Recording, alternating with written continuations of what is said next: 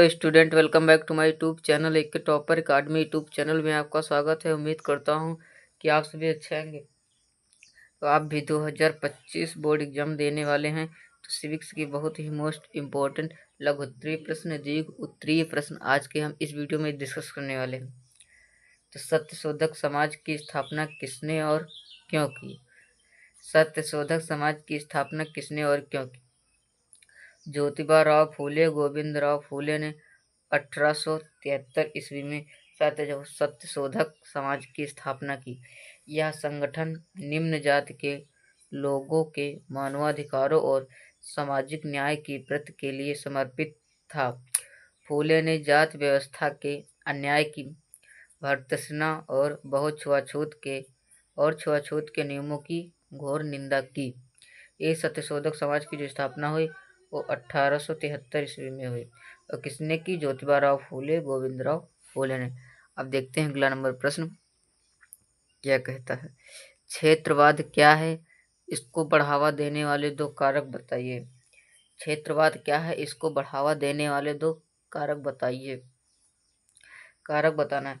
क्षेत्रवाद एक विशेष क्षेत्रीय पहचान के लिए प्रतिबद्ध विचारधारा है जो भौतिक या भौगोलिक क्षेत्र के अलावा भाषा, जनजातीयता आदि अन्य विशेषताओं पर आधारित होती है। कारण यहाँ की भाषाओं, संस्कृतियाँ, जनजाति और धर्म की विविधता है और यही क्षेत्रवाद को बढ़ावा दे रहा है। देखते हैं हमारा अगला नंबर प्रश्न क्या कहता है। क्षेत्रवाद भारतीय संघवाद इन क्षेत्रीय भावुकताओं को समायोजित करने वाला एक साधन है।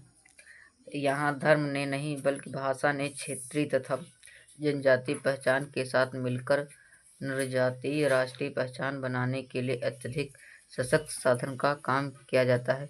इसे क्षेत्रवाद कहते हैं। क्या कहते हैं? क्षेत्रवाद। अब देखते हैं हमारा अगला नंबर प्रश्न क्या कहता है।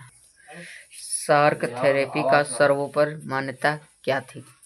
शार्क थेरेपी आघात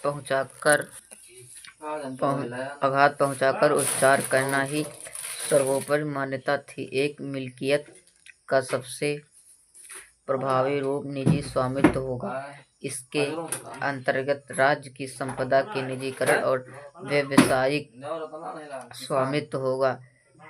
इसके अंतर्गत राज्य की संपदा के निजीकरण के ढांचे को तुरंत अपनाने की बात शामिल की गई थी। इसे शार्क थेरेपी का सर्वोपरि मान्यता की गई थी। अब हमारा अगला नंबर प्रश्न है। आसियान के झंडे का प्रारूप कैसा था? आसियान के झंडे का प्रारूप कैसा था?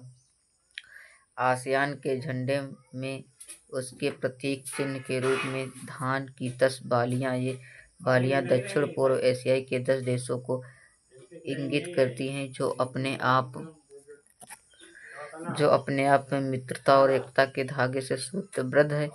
व्रत आसियान की एकता का प्रतीक है। हमारा अगला नंबर प्रश्न है।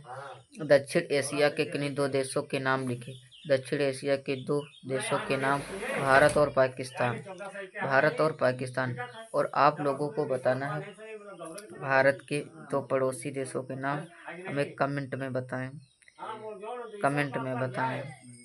और देखते हैं अगला नंबर प्रश्न क्या कहता है। एबीएम संधि का महत्व बताइए। एबीएम संधि का महत्व बताइए। एंटी बैलिस्टिक मिसाइल संधि एबीएम 1972 की गई। इस संधि ने अमेरिका और सोवियत संघ का बैलिस्टिक मिसाइलों को रक्षा कवच के रूप में इस्तेमाल करने से रोका। ऐसे प्रक्षेपास्त्रों से हमले की शुरुआत की जा सकती थी। ये एबीएम की संधि किसकी? एबीएम। और आप लोग इसका फुल फॉर्म हमें कमेंट में बताएं। तब देखते हैं अगला नंबर प्रश्न क्या कहता है। स्वतंत्र भारत में लंबे समय तक कांग्रेस पार्टी के सत्ता में रहने से है। कांग्रेस ने पहली 3 लोकसभा चुनाव क्रमशः 1952, 1957, 1962 में विशाल बहुमत हासिल किया। इस दौरान अन्य पार्टियां इतनी कमजोर स्थिति में थी कि वे कांग्रेस से लड़कर सत्ता हासिल नहीं कर सकती थी। और आप लोगों को ये बताना कांग्रेस का पार्टी का शुरुआत कब हुआ या कांग्रेस का अधिवेशन कब हुआ। तो कांग्रेस का जो अधिवेशन हुआ वो 1885 में हुआ। कितने में? 1885 में। अब देखते हैं अगला नंबर प्रश्न क्या कहता है। योजना आयोग की स्थापना कब की गई? योजना आयोग की स्थापना कब की गई? योजना आयोग की स्थापना मार्च 1950 में भारत सरकार द्वारा एक सीधे साधे प्रस्ताव के जरिए की गई थी। यह आयोग एक सलाहकार की भूमिका निभाता है। यह सलाहकार की भूमिका निभाता है। इसे योजना आयोग की कहते हो। इसकी स्थापना जो हुई मार्च 1950 में हुई, 1950। देखते हैं हमारा अगला नंबर प्रश्न क्या कहता है। आसियान समुदाय के मुख्य स्तंभों और उद्देश्यों के बारे में बताइए।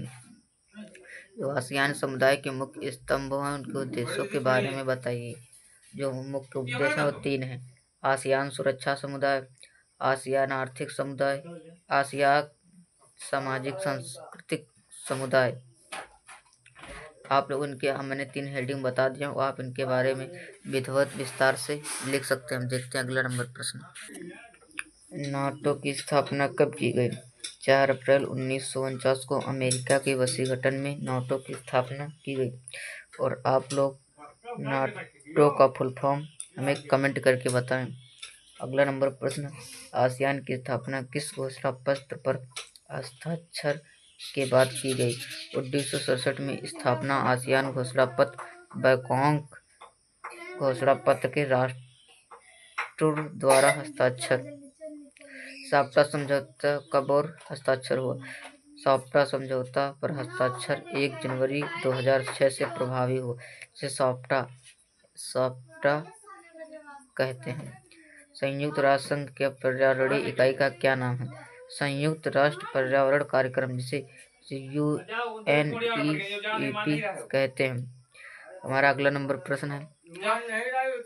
भाषाई राज्यों के लिए अनुसंधान करने के लिए कार्यकर्ता का नाम क्या है? पोर्ट श्रीरामुलु। तो वीडियो को ऐसा लगा, वीडियो अच्छा लगा तो वीडियो को लाइक कर दो, चैनल पर नए हो तो चैनल को सब्सक्राइब कर दो। Thank you. जय हिंद, जय भारत, जय वंदे मातरम। मिलते हैं नेक्स्ट वीडियो में। जब तक के लिए बाय बाय, टाटा।